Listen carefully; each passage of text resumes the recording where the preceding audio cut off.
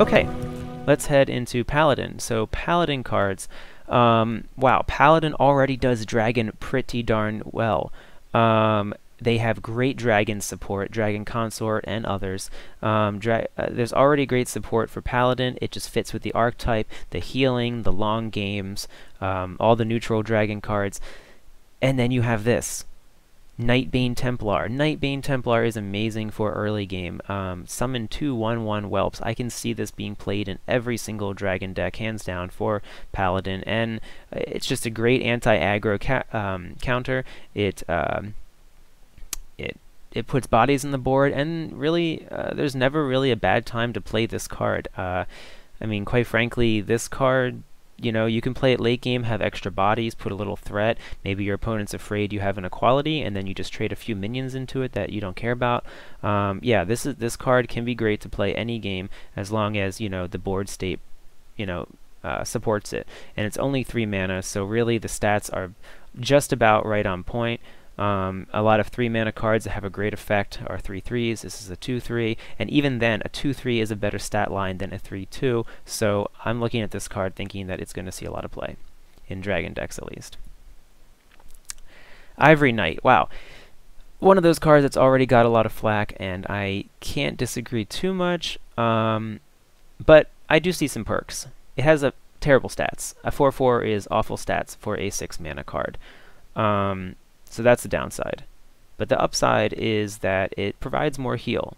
Paladin's already very good at healing, very good at surviving. So if you were to have an Ivory Knight in your deck, then having a little bit of extra oomph of heal, as well as getting a spell because of that, isn't that bad. Discover is a very powerful effect. You get to choose exactly what card you want for the situation you want. So I think that that's good. I like it overall, but here's one drawback to the way this card works. It's kind of counterintuitive in the sense that you probably want to discover a card that's going to help you clear the board, save you from being behind. That is cards like Equality, maybe a Consecrate, something like that. But then the problem is that Equality is 2 mana, so you're only going to heal for 2 mana, which is, I mean, you know, healing for 2 is nothing. Now, if you heal for the value of a 4 mana card, that's a little bit better, but it's still not a whole lot. So the problem is that if you were to pick a bigger card, there's not too many big spell cards that are going to both save you and heal you for a lot. If you are ahead and you play this card, you can pick a bigger card, Lay on Hands even, for the 8 heal then, and then another 8 heal when you play Lay on Hands. But again, you can only pick that card when you're already ahead. So the problem with this card design is just that it's a purely ahead card. Would I run it? Maybe, but I would definitely only run one of this. Silver Moon Portal. This card, I just thought Blessing of Kings immediately. It's a 4 mana, it buffs. But it's a little different. It's a common, so it's good for Arena. It's great for trading. You can play your 3 mana monster that has a decent effect, Earthen Ring Farseer or something like that. Then you can buff it up to a 5/5, and you can trade into your opponent's Earthen Ring Farseer, let's say, and you'll also get another 2 cost minion. Arena being open to the wild format, 2 cost minions have a pretty good pull, especially, you know, when you're including some of the Paladin cards. Yes, but as far as constructed goes, as I said, 2 mana minions, not as good as Pally had previously. So there's one problem there. It's decent for aggro paladins, I think. I think that with an aggro paladin, you can do exactly what I said in Arena. You're statting up a minion, attacking with it, and instead, unlike Blessing of Kings, where you kind of put all of your eggs into one basket, you put it all into that one minion. This way, you're summoning another minion in case you are worried about what is to come. So from that regard, it kind of keeps your board state well populated and also gives you the little bit of tempo that you might need. So overall, not a bad card. Will it see a lot of play? Probably not, in Constructed at least. Okay, this Priest card. Priest is in excuse me. Priest is in a weird state right now of just being garbage, most people say. And I've been talking to some of my friends. I've watched some of the earlier commentaries. Amaz even released a funny little 3-second video saying Priest is dead, and he flashed the 3 cards on the screen. And I'm a big fan of Priest. I've played Hearthstone since Alpha, where Priest was God tier with things like mind control. And since then, Priest has definitely gone downhill because they can't handle the aggro. Now this is a deck I made that I've played in ladder, played against my friends, things like this, and it tends to work against aggro more or less. And you've probably seen some streamers play different variants of this deck, and I can't even say that this is the most refined version of this deck. I'll probably release a video of me playing this deck a little later to give an example, but I think that this card would fit perfectly into the deck. Now the question I asked myself, what do I replace? That's the hard part here, is I don't know exactly what in this deck I would replace. I'm thinking I could replace a death, because this is supposed to be an anti-aggro deck, so having 1 less death is fine. I'll just have the other deck in case I don't actually face an aggro deck. And then I think the other thing, because this card itself is kind of an anti-aggro card, it has very nice stats, it's better than an Auchenai in terms of stats, it's not just going to die to a 5 damage spell. And it's also going to help clear up all of your opponent's minions because it has 3 attack. So in terms of stats, it's great. I think you could also replace a Pain and include 2 of this card in this deck. And considering my deck is a Yogg deck, it has lots of low-cost spells in the deck and lots of draw power. So I think you can actually get away with maybe playing this card and being able to play spells, keep yourself topped up with heals, while you're Holy Smiting an enemy minion, for example. So then that turns a Holy Smite into a 2 damage card, or from a 2 damage card into a 2 damage and 3 heal card. And to me, that provides a lot of value. Will it save Priest? I don't know necessarily. I don't think so. But I think it's a good start to help Priest counter aggro. And it's definitely not a bad card in entirety. This is a bad card.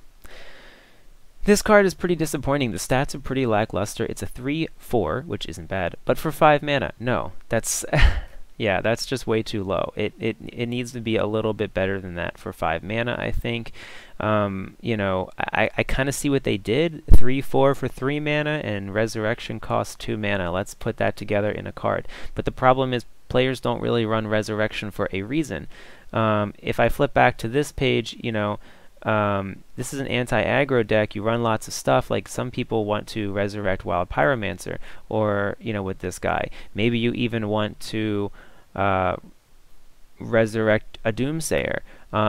You don't want to resurrect a Doomsayer with this guy in the board because you're just going to kill him. You don't really want to resurrect a Wild Pyromancer because you're killing this guy's stats even more if you start to play spells after that. I mean, what does this guy provide? Maybe it's okay for a N'Zoth Priest, but do you really need to resurrect your Death Rattle minions? I don't think the Death Rattle minions currently available to Priests really provide that much value that you'd want them back and play them again.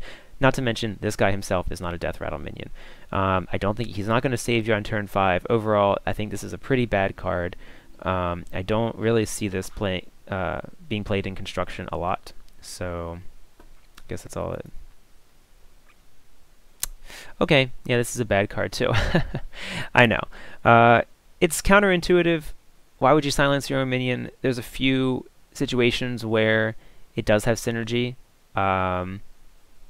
Yeah, Ancient Watcher, that kind of stuff. Eerie Statue, silence your own minion, you get a big minion to attack with.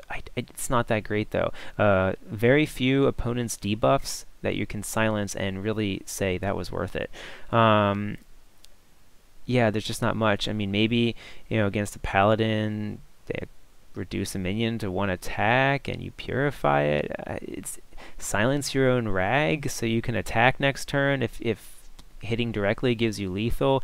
Yeah, there's just not a whole lot really that this card becomes amazing for. I mean, drawing a card is okay, but silencing your own minion in most scenarios isn't that great. There is a neutral card I'll talk about later that came out with this expansion that has synergy, but again, doesn't seem worth it. It's just too much of a mana cost. Maybe if this was 0 mana, would anyone consider playing it? I don't really see this getting play.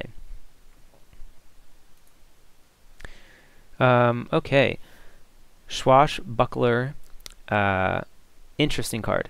Add a random card to your hand. Well, I mean, we've seen this before under City Huckster, right? but it's a pirate, so maybe you'll put it into your pirate decks. But it's funny that they even labeled it as a pirate, because I don't really see this mattering too much for pirate decks. I see this actually just going into the kind of toolkit rogue style that's being played right now, where you just get a bunch of cards from your opponent, you get a bunch of coins, and you just hopefully you've got all the right answers of random different things, and at some point in the game, you play N'Zoth as well, or Yogg, or whatever end boss your deck has, because there's so many variants on this kind of deck.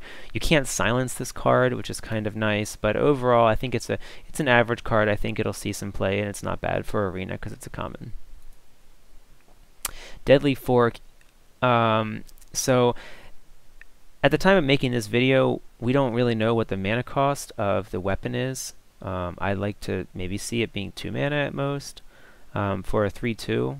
Then it would kind of put it in line with the warrior weapon, which isn't bad. I mean, that's a great weapon. So, but the problem is you would play the warrior weapon for 2 mana on turn 2 because it helps you clear early. This guy is not coming out until 3 mana, and then you still can't play the weapon until after that.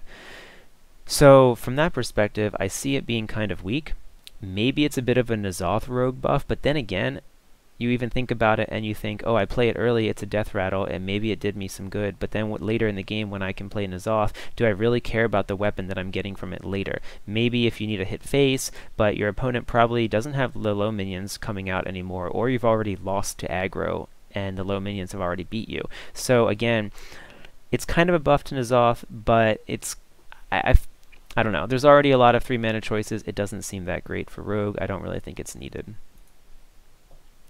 Ethereal Peddler. Very interesting card. I think it's extremely powerful if you can acquire the cards from your opponent and not use them. 2 mana less on each of those cards is insane. There's good ways that you can take cards from your opponent as a rogue. So that's a positive. But the problem is in those kind of rogue decks, you're often using the cards that you got from your opponent because they're part of your toolkit that you're using. So to save them and not use them just so you can play the Ethereal Peddler, I don't know how well that's going to work out. If you save them for too long, you're not drawing Ethereal Peddler, then it's rough. The benefit to this card is it has decent stats, so even if you just have to play it as a body on the field, it's not that bad. 5/6 for 5 mana is more or less average, I would say. So whether you get the effect off or not, it's going to be a card that you can play and feel somewhat okay about. But again, it is a little combo based, it is a little specific. I would probably not run 2 of it. I'd run 1 of it. I know that would reduce the consistency, but it at least wouldn't take away other options that you might rather have in your deck. It's an average card.